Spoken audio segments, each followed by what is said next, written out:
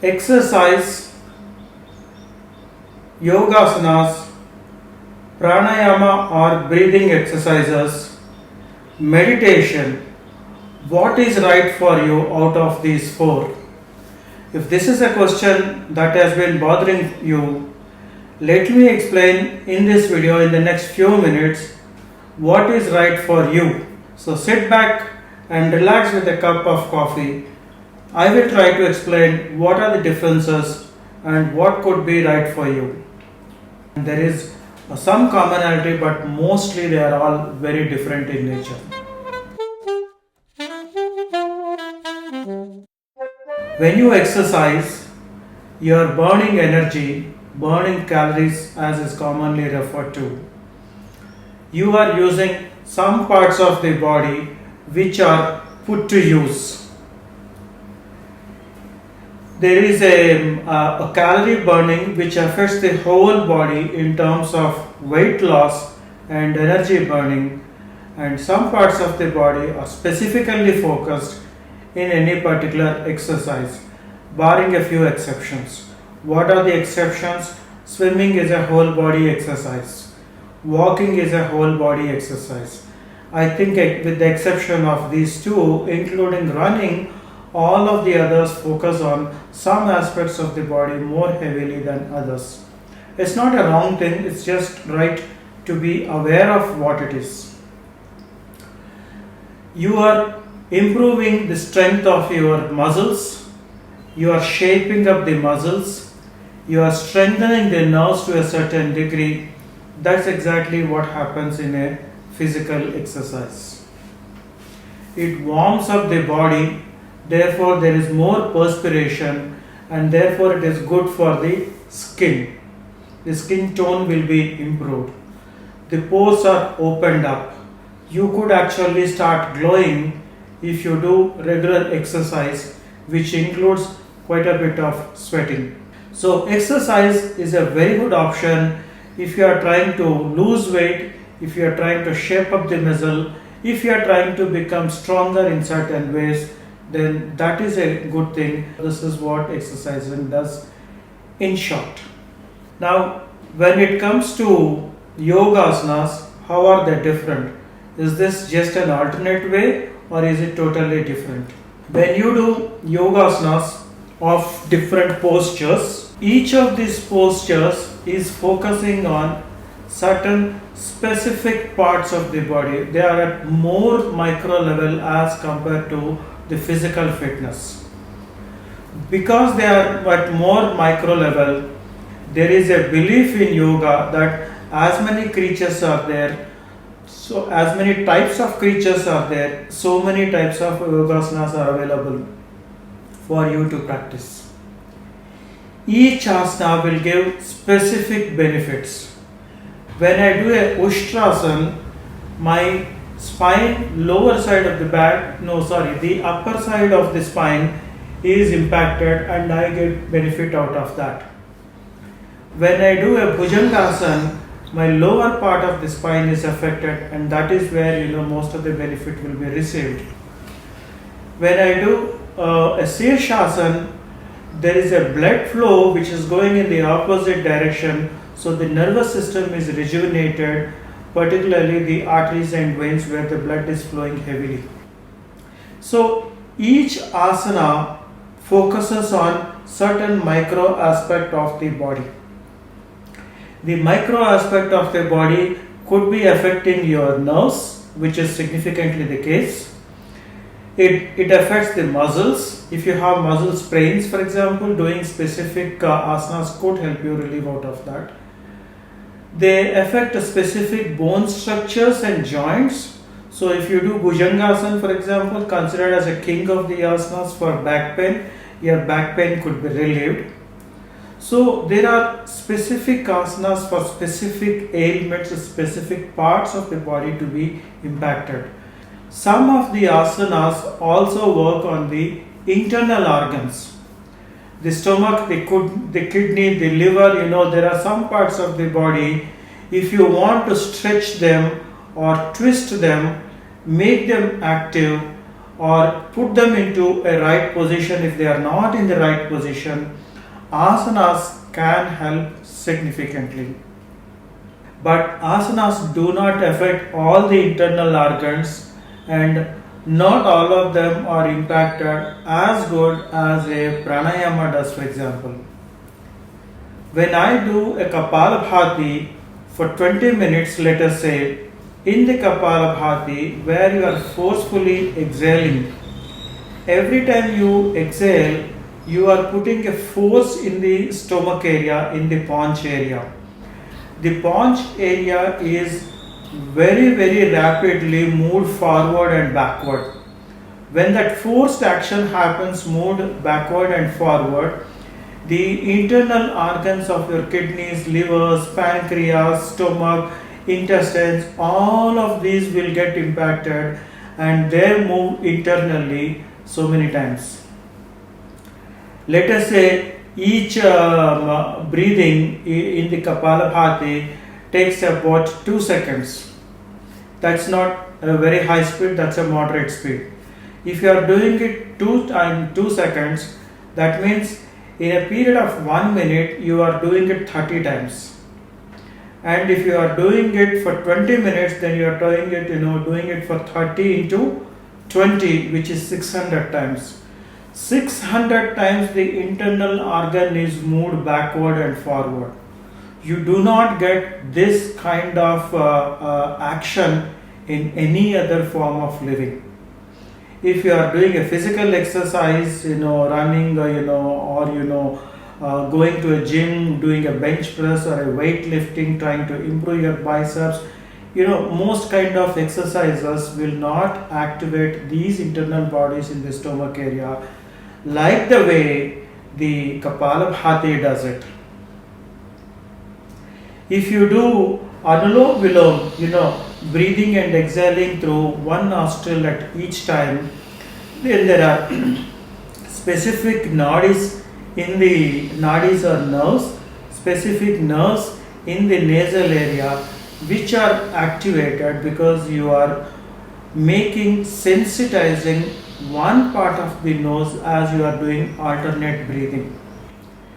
When you are alternate breathing, automatically your own concentration and also the physical senses are moved to one part of the nostril as against both the parts, which would be the normal case. If you are breathing normally, then both the nostrils are equally effective. It is not that it is only 50% on one side. Plus, when you are doing a breathing exercise or pranayama, you are actually paying your attention there. That means that area, that nadi, that nerve has become more sensitized.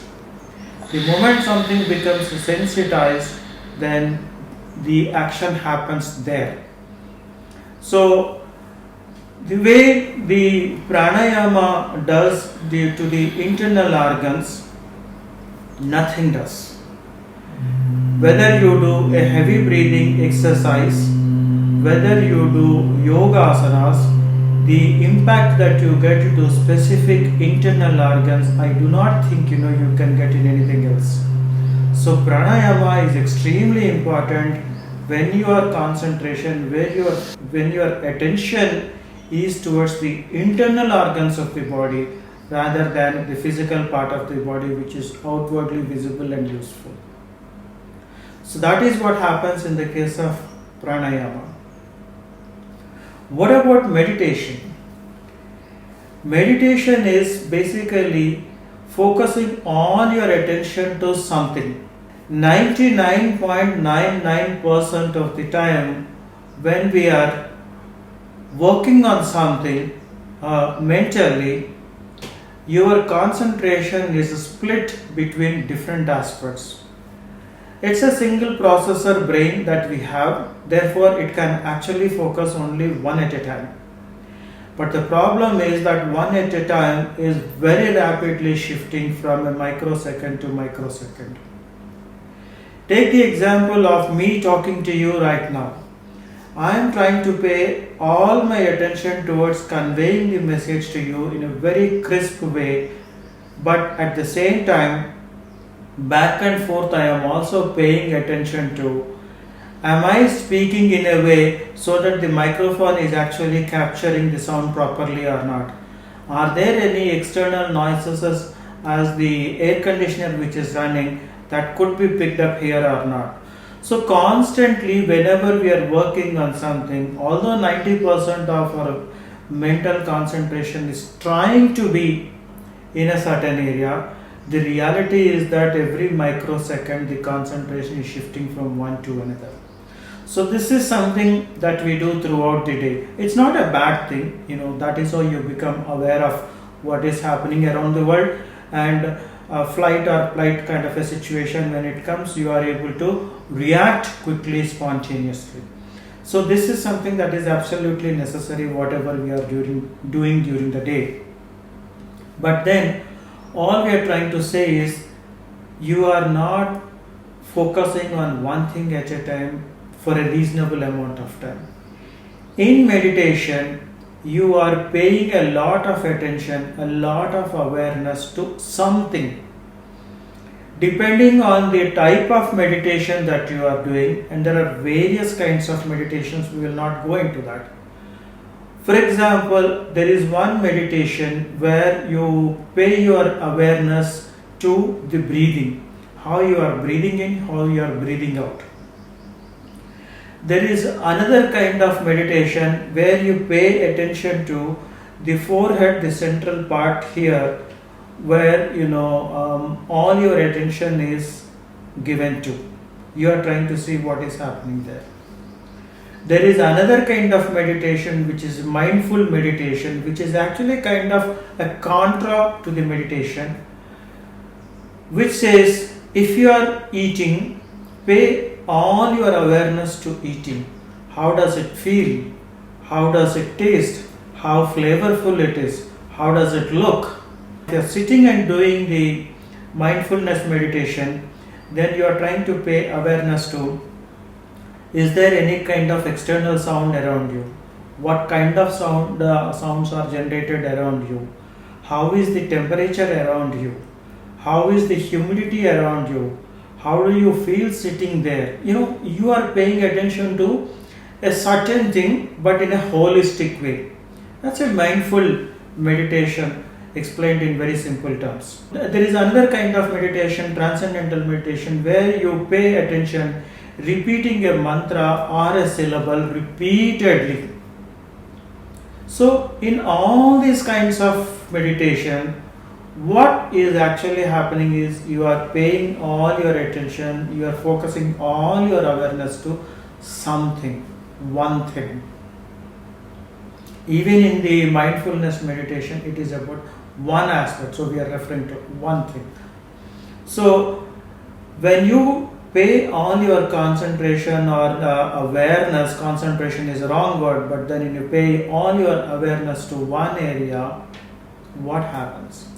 Since this is something that you do not do normally, you are actually honing your brain, you are honing your mind, and that improves the power of the mind. What happens when you are preparing for an examination in a very concentrated manner? You are giving all your attention to what you are reading. Then your absorption goes up, right? Whatever you are trying to assimilate, you can assimilate it better, right? What happens when you are cooking and paying attention to when it is going to actually darken? You are paying all your attention, right? Your senses become more activated. So in meditation, the mind becomes very, very focused, and its power of concentration goes up immensely. This does not happen in a single day, this happens over a period of time when you do meditation regularly. So in meditation, you are honing your mind. Once you hone your mind, you are not expected to do meditation all throughout the day, whether it is 20 minutes or 1 hour or 2 hours a day. It is only some part of the day. Then the rest of the day, your mind's power has gone up. the power can multiply in a big way. So whatever you are working on, your power of absorption, your power of focus will become higher. Therefore, your productivity will become higher. Whatever it is, whether it is cooking or working on a program or finding a solution for a management problem, in every case, your mind works in a very sharpened way. That's what happens in meditation. There's a fifth one which is referring to soul, but we will not go into that. That's a bigger subject and I am trying to learn it myself. So, coming back, which of these four are important to you? Whether it is a physical exercise, whether it is a yoga or asanas based yoga. Yoga actually consists of several things. The big ones are the asanas and the pranayama, but we are referring to asanas here, the postures. Then the pranayama or breathing exercise or the meditation. Out of these four, if you were to choose, one of them would you pick? And if you are right, you cannot pick one. All the four are very important. You just cannot ignore one for the benefit of others. Does it mean that you will have to practice all the four? Yes. You need to practice all the four. I leave it to you whether you want to spend 10 minutes a day on each of them working very intensely. So a total of only 40 minutes that you are spending, or only 5 minutes on each of them in a very intense way. Yes, it is possible. It is not impossible. There are exercises which are so heavy you will start sweating profusely just by doing for 5 minutes. 5 minutes is a hell lot for certain kinds of exercises if you follow them. Search in the YouTube, you will find plenty of them. There are a whole set of asanas that you can pick up that are suitable for you. I have a backache problem, slip disc, that crops up once in a while. So I have a set of some 12 to 15 physical posture asanas, which I finish in a matter of 3-4 minutes maximum. And they are effective. I don't need to do it every day, but then whenever I have a problem, I do those. So you could pick up some asanas that you could do in 5 minutes. You could pick up one particular pranayama and do it for 5 minutes in a very focused way. Similarly, you could practice meditation for whatever length you may want to do. Or you may choose that one day you will do physical exercise, another day you will do yoga asanas, another day you will do pranayama, and on a fourth day you will do meditation. I actually prefer that. Doing more intensely, depth is more important than breadth. But you cannot ignore breadth as well. Breadth is also important. So if you focus breadth of something on one day, something else on a different day, and so on, that is very effective. So in this course today, where we are talking about the differences between the four kinds of exercises for the body, for the mind, for the internal organs, for the nerves, my intention was to increase your understanding. I hope it made some sense to you. If it did, please do click on the like button and subscribe to my channel if you haven't done already. Thank you for your time. Have a nice day or evening, whatever is left. Bye bye.